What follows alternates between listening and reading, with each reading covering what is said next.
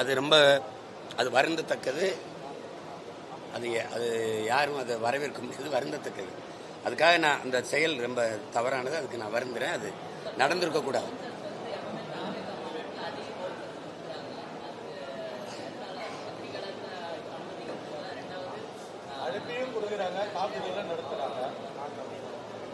ஏன் இவ்வளவு பாதுகாப்பு ஆட்கள் இருக்கிறாங்க அப்படிங்கிறத நீங்க என் தம்பிகிட்ட தான் கேட்கணும். நீங்க அவர் வச்சுக்கிறதுக்கு என்கிட்ட கேட்கக்கூடாது. அது அவர் சொல்ல வேண்டிய பதில், எனக்கிட்ட பதில் இல்லை.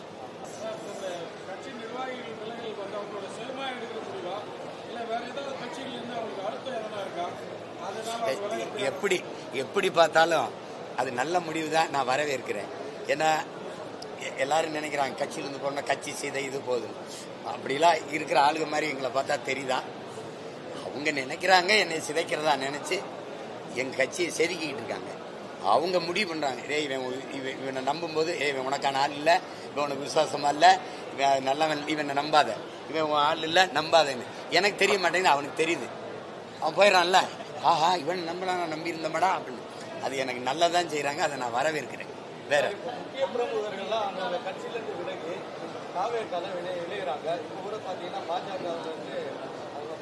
முக்கிய பிரமுகர்கள் அப்படிங்கறது உங்களுக்கு எப்படி தெரியும்? நான் சொன்னாதானே தெரியும். இப்ப நான் சொல்றேன், போனவங்க யாரும் முக்கிய பிரமுகர்கள் இல்ல, வேற யாராவது இப்ப இருக்கிறவங்க தான் முக்கிய பிரமுகர்கள். இப்ப வேற ஏதாவது கேள்வி இருக்கா?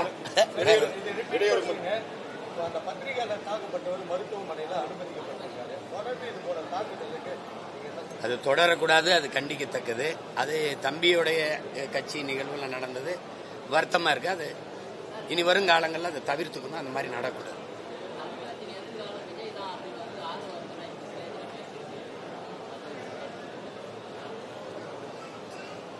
தமிழ்கால அது தம்பியா ஒரு தம்பியே இன்னொரு தம்பி சொல்றாரு, அதை வரவேற்போம். எதிர்காலம் நல்லா இருக்கட்டும், தமிழகத்திற்கு நிறைய நல்ல எதிர்காலம் வந்தா சரிதானே, மகிழ்ச்சி தானே. அவர் அந்த கட்சியில் இருக்கிறவரு, இப்ப நீங்க இப்ப என் தங்கச்சி இருக்கு, தமிழகத்தின் இருண்ட காலம் எங்க அண்ணன் சொல்லுமா? நீங்க சொல்லுங்க, இருப்பா கேளுங்க. அந்த கட்சியில் இருக்கிறாரு, அவரு என்ன சொல்லுவாரு? தமிழகத்தின் எதிர்காலம் எங்கள் தலைவர் தான், அப்படிதானே சொல்லுவாரு.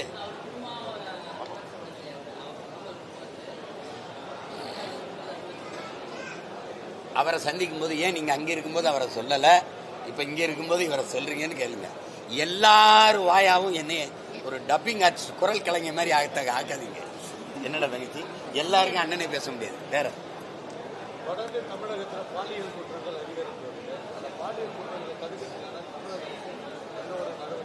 எதுவும் செய்யாது, எதுவும் செய்யாது வேற ஏதாவது இருக்கா? காரணமே அவங்க நிறைந்த மது போதை. பள்ளி பிள்ளைகள் எல்லாருக்குமே வாசல்ல கஞ்சா சாக்லேட் விற்கப்படுது, அது அவங்களுக்கு தெரியும். இந்த கணக்கில்லாத போதை நிறைந்த தமிழகமா மாறிடுச்சு. அது அவங்களுக்கு தெரிஞ்சுதான் நடக்குது. அதை பேசாதீங்க, அதை தடுக்க மாட்டாங்க, முடியாது இவர்களால. வேற ஏதாவது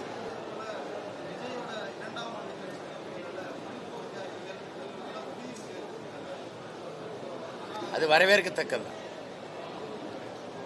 மொழிப்போர் தியாகிகளை போற்றுகிற நேரத்தில் தம்பி, மொழிப்போர் தியாகிகள் மொழியை அழியவிடக்கூடாதுன்னு போராடி செத்தவர்களுக்கு வணக்கம் சென்ற அதே இடத்துல தமிழ் சனியனை விட்டு ஒழியுங்கள்னு சொன்னவர் கொள்கை செயலாளர் தலைவராக இருக்கிறது, அதை எப்படி பார்க்கறது? தமிழ் செத்து விடக்கூடாது, தமிழ் மொழியல்ல என் உயிர்னு உயிரை கொடுத்து காப்பாற்ற போறான்னு மொழிப்போருக்கு வணக்கம் சொல்றதுல வாழ்த்து வரவேற்கிறது. இந்த தமிழ் சனியனை ஒழியுங்கள் சொன்னவரை கொள்கை தலைவராக இருக்கிறது எப்படி பார்க்கறது? ஏதாவது ஒரு பக்கம் தான் நிக்கணும். என்ன சொல்றது புரியுதா? மொழி எங்கள் உயிர்னு போராடின மொழிப்போர் ஈகியர் பக்கம் நிக்கணும். தமிழ்ல என்ன இருக்குது, எடுத்தா படிச்சா பிச்சை விட எடுக்க முடியாது. தமிழ் ஒரு சனியன், விட்டு ஒழிங்க. தமிழோட ஆங்கிலம் கலந்து பேசுங்க, தமிழ ஆங்கிலத்தில் எழுதுங்க. தமிழ் முட்டாள்களின் பாஷை, காட்டுமிராண்டி மொழி, இதையும் போற்றணும். இவரை கொள்கை தலைவராகவும் ஏற்கணும்னா இது எந்த பக்கம் நம்ம நிக்கிறது?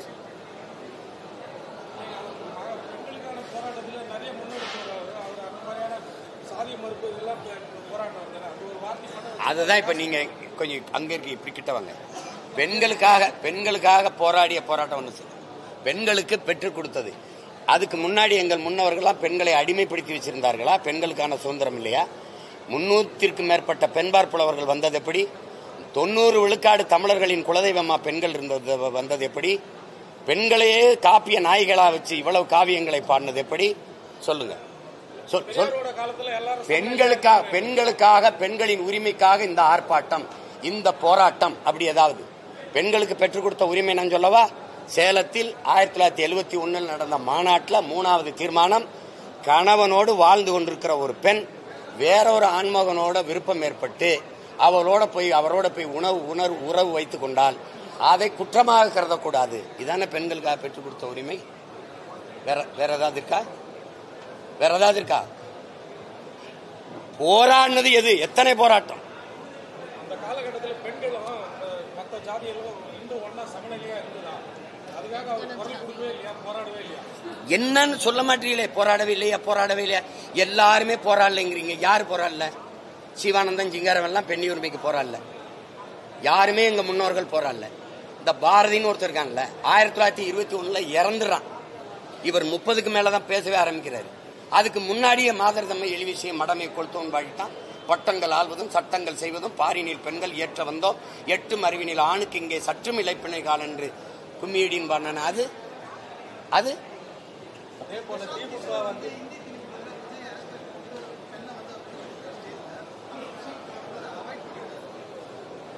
தம்பி, இங்க நீங்க ஒன்ன தெரிஞ்சுக்கணும். இப்போ இங்க இருக்கிற எல்லாருமே நீங்க கும்மிடி பொண்டிய தான்னா வாழ முடியாது, அங்க போனா களி வரப்ப முடியாது, இந்த பானி பிரிதிங்க முடியாது. ஏதாவது ஒரு வலுவான காரணம் இருக்கா? இத்தனை காலங்கள் இந்த நிலப்பரப்பில் நாங்க இந்தியை இல்லாம வாழ முடியாம இருந்தோமா? இந்தியை வச்சுதான் வாழ்ந்துகிட்டு இருந்தோமா? இதெல்லாம் நீங்க ஆழ்ந்து பார்க்கணும். ஒரு கோட்பாடு தான். அவர்கள் மொழியை எங்கள் மீது திணிக்க போராடுறாங்க, நாங்கள் அதை தடுத்து எங்கள் மொழியை மீட்க காக்க போராடுறோம். இது தவிர்க்க முடியாத போர். இதை நீங்க புரிஞ்சுக்கணும். பிரசாந்த் கிஷோரை நான் பாராட்டுறேங்கிறேன். அவர் மொழியை அவர் கெட் அவுட்டோ ஹெய்ட்டோ சொல்றதுக்கு அவர் தயாரா இல்ல. உங்களுக்கு நான் சொல்றது விளங்குதுன்னு நினைக்கிறேன்.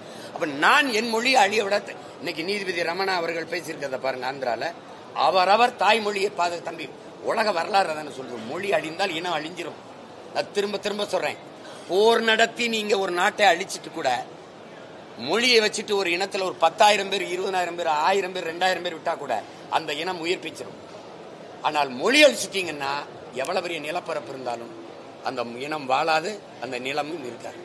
அப்ப அதுதானே முக்கியம். உலக வரலாறு உங்களுக்கு என்ன கற்பிச்சிருக்கு? ஒரு நாட்டை அழிக்கணுமா, நீ போர் தொடுக்க வேண்டியதில்லை, யானைப்பட குதிரைப்பட வேண்டியதில்லை, பீரங்கி துப்பாக்கி வேண்டியதில்லை, ஒரு உயிரை கொள்ள வேண்டியதில்லை, ஒரு துளி ரத்தம் சிந்த வேண்டியதில்லை. ஆனால் அழிக்க முடியும். முதல்ல அவன் மொழி அழித்து விட்டால் அவன் கலை இலக்கிய பண்பாடு அழிந்துவிடும், அவன் அடையாளம் அழிந்துவிடும், இனம் அழிந்துவிடும், நாடு அழிந்துவிடும். இதான் உலகம் முழுமைக்கு வரலாறு நமக்கு உணர்த்தி இருக்கிற பாடம், படிப்பினை. அந்த நிலை எனக்கு வர தம்பி. நான் இமய வரை பரவி இருந்தேனா இல்லையா? இமயத்தில் கொடிய நட்டான், இமய வரம்பு நெடுஞ்சரணான்னா ஊரா நாட்டில் நட்டானா? தெற்காசிய முழுமைக்கும் பரவி வாழ்ந்தவர்கள் தமிழர்கள்னு நானும் நீங்களும் பேசல. ஹார்வர்ட் பல்கலைக்கழக பேராசிரியர் பெருமக்கள் டோனி ஜோசப்பும் ரிச்சர்டு மார்டினும் தன் ஆய்வு கட்டுரை நிறுவுறான். அப்ப அவ்வளவு தூரம் வாழ்ந்த நான் இப்படி காலடியில் எப்படி குறுகினேன்? இப்படித்தான் மொழி சிதைவு, பண்பாட்டு படையெடுப்பு. என் மொழியை சிதைச்சு அடிச்சதுனால கன்னடன், தெலுங்கன், மலையாளி, துளுவனா, தமிழன் சிதைஞ்சு போயிட்டான். வடக்க இருந்து குறுகி காலடியில் கிடக்கிறேன். இப்ப நீ மறுபடியும் 90 விழுக்காடு நான் இங்கிலீஷ் கலந்து தங்கிலீஷா இருக்கேன், மேற்கொண்டு இந்திய தள்ளுறேன். இப்ப நீ இந்திக்காரன் வந்துட்டு அவனோட எப்படி பேசுவான்? ஏய், நான் வட இந்தியாவுக்கு வரணும்னா இந்தி கத்துக்கிட்டு வரணும்ன்ற, அவன் இங்க விரும்ப தமிழ் கத்துக்கிட்டு வர மாட்டானா? எப்படி இருக்கு? ஏண்டா தமிழன் காசு வேணும், தமிழ் வேணாமா உங்களுக்கு? இதெல்லாம் தேவையில்லாதது. இதை திருப்பி பேசிக்க வேண்டியதில்லை. இந்த கட்சி, இந்த ஆட்சி யாரையும் நான் நம்ப தயாரா இல்ல. நான் இருக்கிற வர, இங்க பாருங்க, நாங்களும் எங்கள் படையும் இருக்கிற வர இந்த இந்தி படி, இந்த கிண்டி படி எல்லாம் பேசிட்டு அது சாத்தியம் இல்ல, நடக்காது. இன்னைக்கு ஏதோ சாதாரண ஒரு கூட்டம், சின்ன கூட்டம் நினைச்சுட்டு சேட்டை பண்ணி தலையாதீங்க. நீங்க இப்பவும் சொல்றேன், நீ பரந்தூர்ல விமான நிலம் கட்டிட்டு பார்ப்போம். இப்பவும் சொல்றேன், 8 வழி சாலை போட்டு இந்த சிப்காட்டுக்கு நிலங்களை கையை படுத்திருந்தா பார்ப்போம். பேசலாம், சும்மா பேசலாம்.